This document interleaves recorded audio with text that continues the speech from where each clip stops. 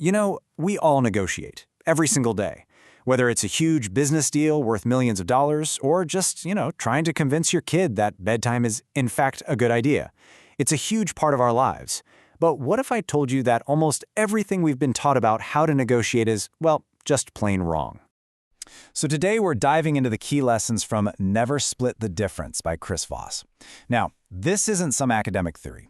Chris was the FBI's lead international kidnapping negotiator. I mean, his skills were forged in life-or-death situations. But what's really wild is how these high-stakes tools can be used for, well, just about anything. And this quote right here, this is what gets you. Voss hits us with this core idea. Kidnappers are just businessmen trying to get the best price. Now that sounds pretty intense, right? But it's his whole point. He's saying the same deep psychological drivers that work on a terrorist holding hostages also work in the boardroom or when you're haggling over the price of a car. Okay, so let's get right into the first huge idea from the book.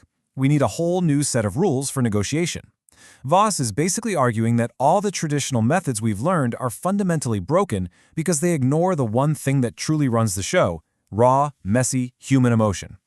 For decades, the Bible of negotiation was Harvard's getting to yes. It's all about logic, finding a win-win, and separating the person from the problem. Sounds good, right?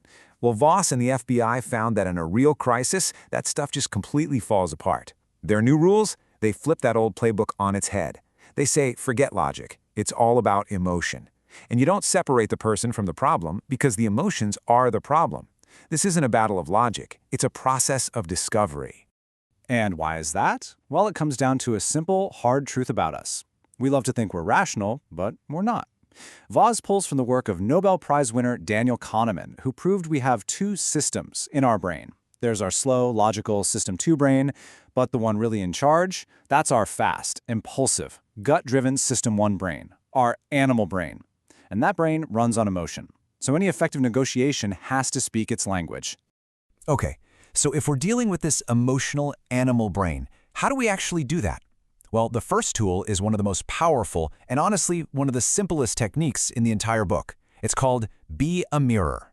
Mirroring is so simple you're going to think it can't possibly work. Voss calls it a Jedi mind trick.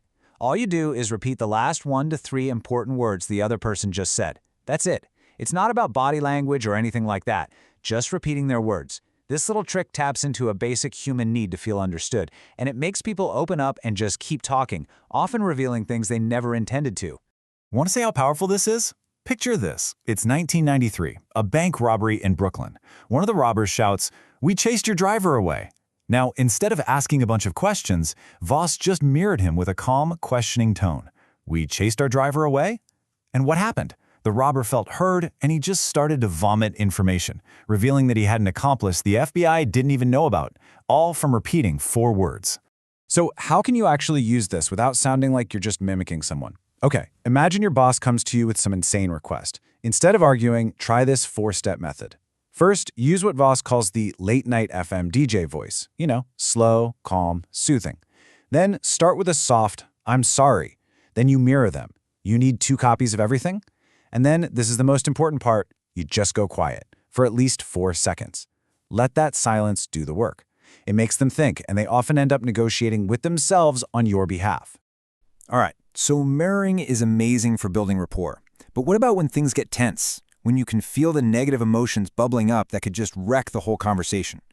For that, we need tool number 2. It's called labeling. Labeling is the heart of what Voss calls tactical empathy. And let's be really clear here. This is not about agreeing with them. It's not sympathy. It's about recognizing their feelings from their point of view and then calling it out. You use really neutral phrases like, "It seems like you're feeling frustrated," or "It sounds like you're worried about." When you do that, you validate their emotion, you make them feel seen, and that is a massive shortcut to building trust. This got put to the ultimate test during a standoff in Harlem with a group of armed fugitives. Voss and his team couldn't even talk to them on the phone. So for 6 hours straight, they just talked through a locked apartment door, repeating labels of the fugitives' fears. "It seems like you worry that if we come in, we'll have guns blazing. It looks like you don't want to go back to jail." And after 6 hours of only this, the men came out, surrendered peacefully, and said Voss had calmed them down. Now that's just incredible, isn't it? It sounds almost like magic. Why on earth would just calling out a negative feeling make it go away? Why does this actually work? Well, there's some really cool neuroscience going on here. See, when we're angry or scared, there's a part of our brain, the amygdala, that's going haywire. It's our brain's threat alarm.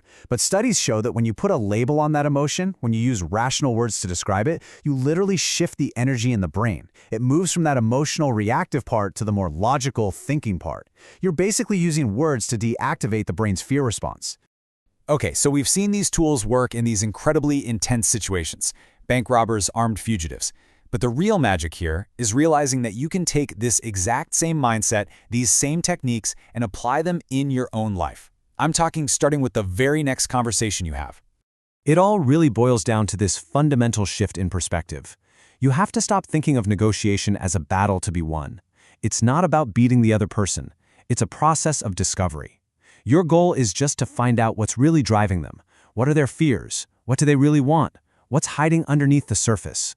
So let's put it all together. Here's your new toolkit. First, just slow things down. Second, keep your voice positive and playful. And then, use your two new power tools. Mirror their words to build a connection and get them talking. And label their emotions to show you understand and build some real trust. These two tools alone can completely change the game for you. So I want to leave you with a challenge. Once you learn these tools, you start to see every conversation differently.